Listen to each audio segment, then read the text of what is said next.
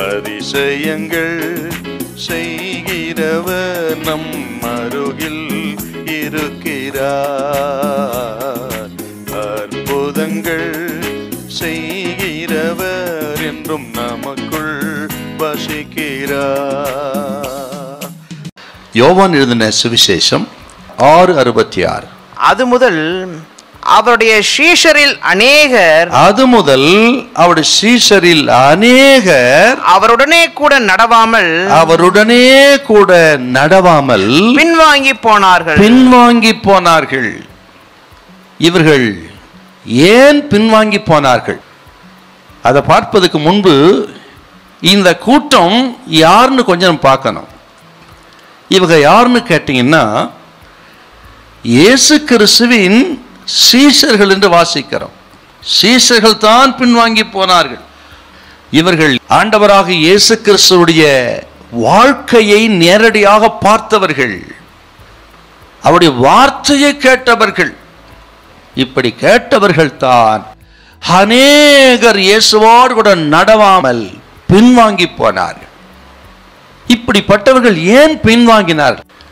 அந்த நாட்களிலே எப்படியாகிலும் இவர் ரோமர்கள் கையிலிருந்து நம்மை விடுதலையாக்கி நமக்கு சுதந்திரத்தை வாங்கி கொடுப்பார் என்று அவரை அரசியல் மேசியாவாக பார்த்தார்கள்.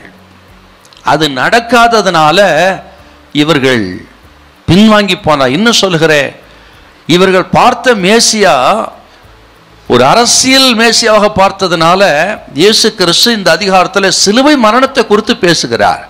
ஆக சிலுவைக்கு போய் மரிக்க வேண்டும் என்பது குறித்து, அவருடைய மாம்சத்தை குறித்து, இரத்தத்தை குறித்து பேசும் பொழுது அந்த சிலுவை மரணத்தை ஏற்றுக்கொள்ள முடியாதவர்கள் பின்வாங்கி போனார். அடுத்து ஏன் அவங்க பின்வாங்கினான்னு கேட்டீங்கன்னா, வசனத்தின் ஆழம் இல்லை. வசனத்தின் ஆழம் இல்லாததுனால இவர்கள் மேம்போக்கான ஒரு போக்கை கடைபிடித்தார்கள். இயேசுவை மேம்போக்கான ஒரு வாழ்க்கை வாழ்ந்து கடைபிடிக்கிற மக்களாக இருந்ததுனால, வசனம் தெளிவாய் ஆழமாய் இல்லாததுனால மிக எளிதிலே பின்வாங்கினார்கள். கர்த்தருடைய பிள்ளைகளே, சில வசனங்கள் விளங்கவில்லையா? சில உபதேசங்கள் போதகங்கள் விளங்கவில்லையா? முறுமுறுத்து வாக்குவாதம் பண்ணி ஆக விலகி போகாதீங்க.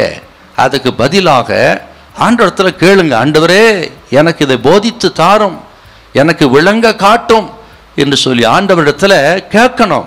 விசுவாச ஜீவியத்தில் வளரும் பொழுது இப்படிப்பட்ட சோதனைகள் வரும்.